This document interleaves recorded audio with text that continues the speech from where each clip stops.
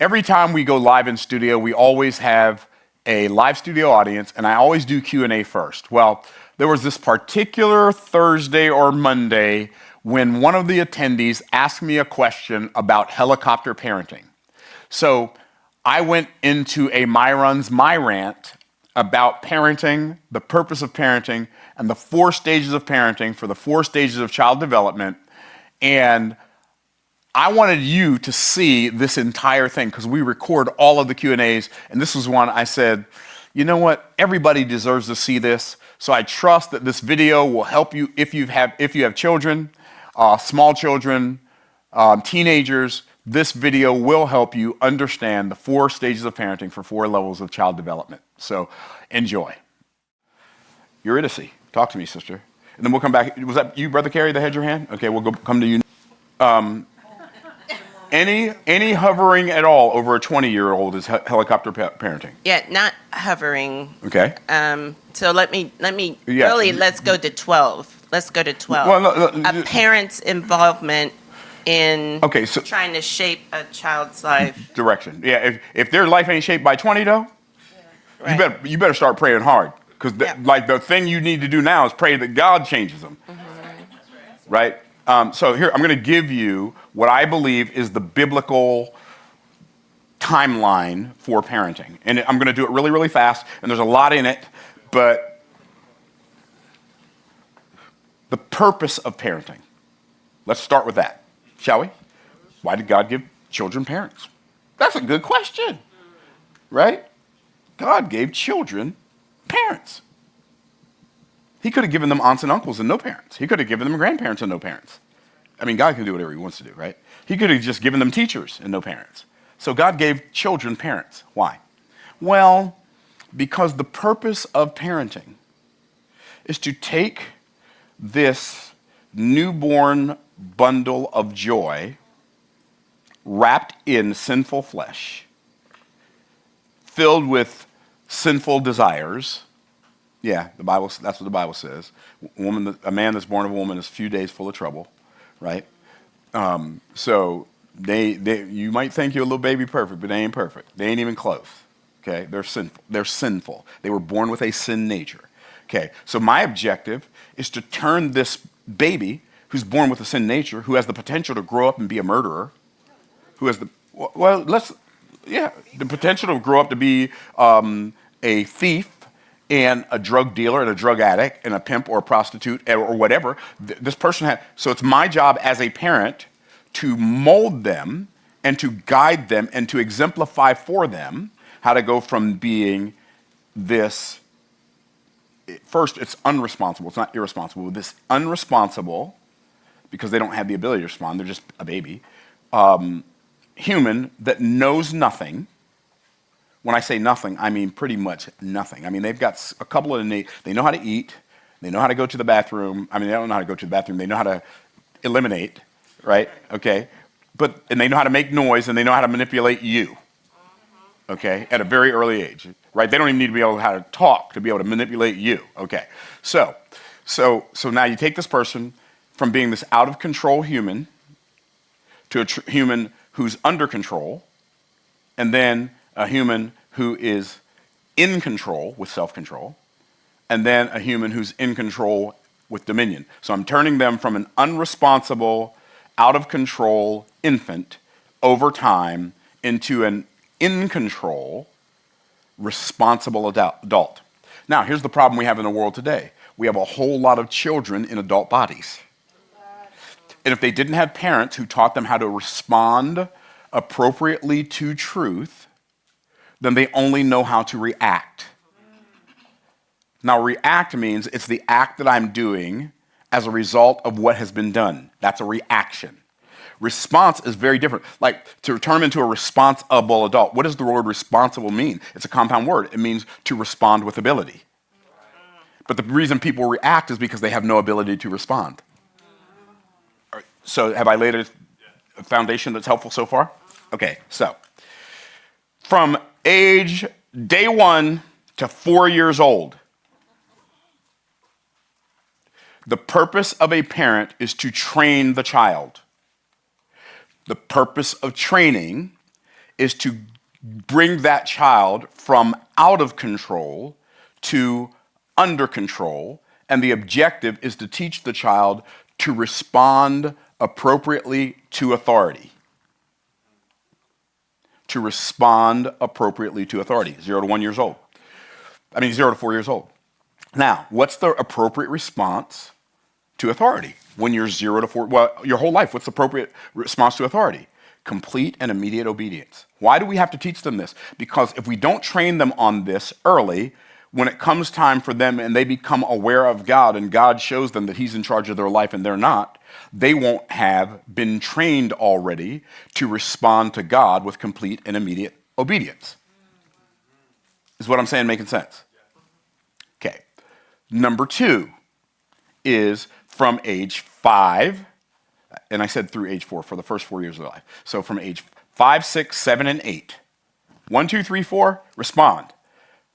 And by the way, if you're negotiating with a child that's under 5 years old, you are ruining their lives. If you're doing deal making with a child that's under 5 years old, you are already starting to ruin their life and to ruin their chances of living a long life and living a life of freedom. Which is why we have all these ridiculous adults throwing tantrums today, because nobody ever taught them to respond appropriately to authority. I don't have to agree with authority, but I have to respond appropriately. I don't, like, when a police officer pulls me over, I don't have to like it, but I still have to pull over.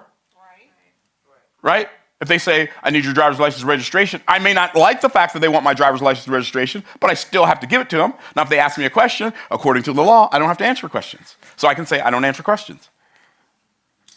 Yeah, but what about this? I don't answer questions. But what about this? Yeah, my lawyer said don't answer questions if they don't get it the first 2 times, right? Because they know the law, but they also know you don't, right? So respond appropriately to authority. What's appropriate response to authority? Complete and immediate obedience. Does that make sense? Okay. So 5, 6, 7, and 8, that's when we start teaching our children. And the purpose of teaching is to teach them the reasons behind the rules that they learn to obey 1 through 4. So now is when when the child asks why. When a child's 4 years old said, but why do I have to go to bed? Because I said so.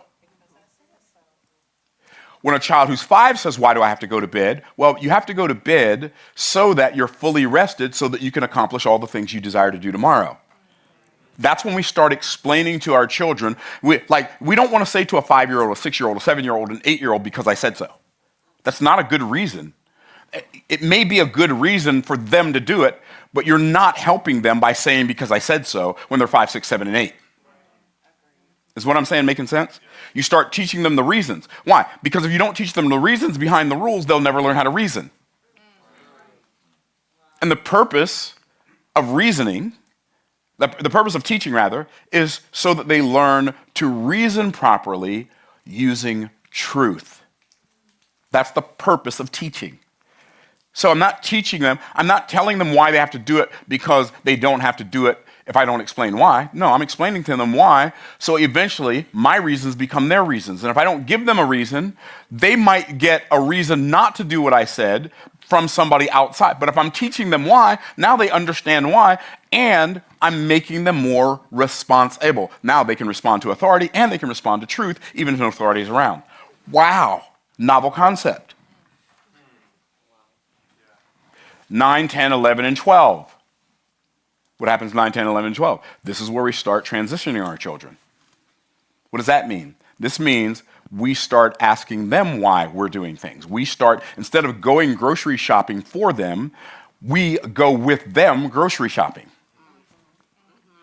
We let them figure out what they're going to eat. What we're going to eat what the whole family's going to eat for supper. And you give each of your children, however many of them you have, you give them an opportunity to figure out what we're going to eat. They get to go to the grocery store, pick out the stuff, and if they need help, they can ask you for help. But if they don't need help, you can let them do it themselves.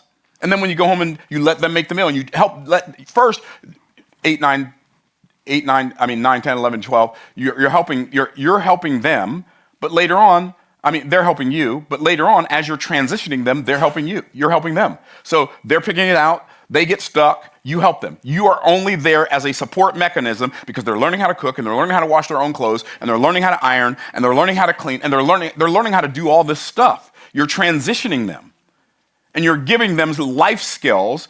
9, 10, 11, and 12, they develop life skills.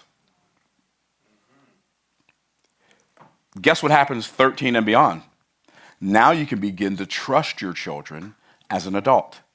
A Jewish child at age 12 gets bar mitzvah. Do you know what bar mitzvah means? Anybody know what the word bar mitzvah means? What's that? Bar means son. Mitzvah. Mitzvah. What's mitzvah? Adult, grown, and I don't know. The word mitzvah is law. So you are a son of the law. What does that mean? You are now responsible for obeying the law to God between you and God. You are now literally a responsible adult. I was in Israel. We were having lunch with my friend Reese Ben Yaakov. And I mean, we weren't having lunch, we were having dinner. It was like, 9 o'clock at night. I said, so where are your children? Oh, they're at home. Who's watching them? And she said, Yehuda's watching them. Her son Judah, Yehuda's watching them. He's 13. And then here's what she said next. He's a man now. And the reason you can't trust your 13-year-old is because you didn't train him, and you didn't teach him, and you didn't transition him. But if you taught them and trained them, and if you trained them and taught them and transitioned them, you can now trust them as an adult at 13. That's why in the Bible, like people got married at 14, 15, 16, 17 years old in the Bible. Why? Because they were already responsible adults. Okay, so, and I know that was a longish answer, but let's understand why it's not like that in America. Okay? Because the love of money is the root of all evil. Now, what does that mean? Well, first of all, the love of money is the root of all evil does not mean that the love of money is the root of every single solitary evil in the world. It cannot mean that.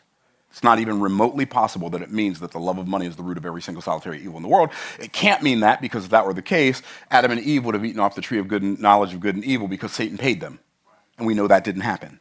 So it can't mean that it's the root of every single solitary evil. So then what does it mean? By the way, the key word in the verse for the love of money is the root of all evil. The key word is the word all. If you don't know what the word all means in that verse, you don't understand the verse. And most people don't understand the verse because they don't know that all is the key word, and they don't know what the word all means. So what does the word all mean? The word all means all kinds, all types, all manner of evil. The love of money is the root of all kinds, all types, all manner of evil. So what it means is when human beings love money, they will oftentimes do all kinds, all types, all manner of evil to get it.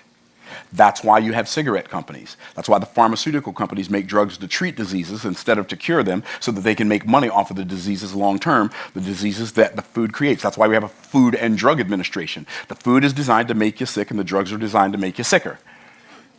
Okay, sorry. I don't have any opinions. If I did, I'd never voice them publicly, as you well know. Okay, so here's what I don't know if you know, who were the business moguls that funded the miseducational, misdirectional system and the library system and all that? Who were they? John D. Rockefeller, Andrew Carnegie. Why? Because they figured out a couple of things. They figured out how to manufacture goods and services. But guess what they needed once they manufactured goods and services? They needed factory workers, and what else did they need? Consumers. They needed consumers. So they figured out how to manufacture factory workers and consumers at the same time. Okay, so they created the miseducational, misdirectional system to manufacture worker bees. So they programmed you. That's why school mimics the assembly line of the 1950s and the 1930s. A bell rings and you go to break. A bell rings and you go to lunch. A bell rings and you go to break. A bell rings, you go to lunch. A bell rings. Why? Because it's a stimulus response mechanism. It is literally Pavlov's dogs. It's literally the same concept. And so you're literally being groomed. The school system is an assembly line for the factory. It is what it is. But here's what they figured out. They figured out that if we want to be able to sell more stuff, we need to have people who have no satiation of appetite, who will always consume. How can we manufacture people who will always consume what we always create? Right? That's what they said. So they said, who can we get What would be the best type of person to be a perpetual consumer of our offers?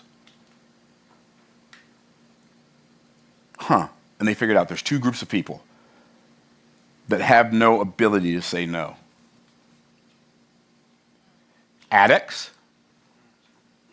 which they get you addicted to all kinds of substances. In fact, I don't know if y'all know this or not, most of the so-called food manufacturing companies, Kraft's, Nabisco, all of those, they were purchased by cigarette companies.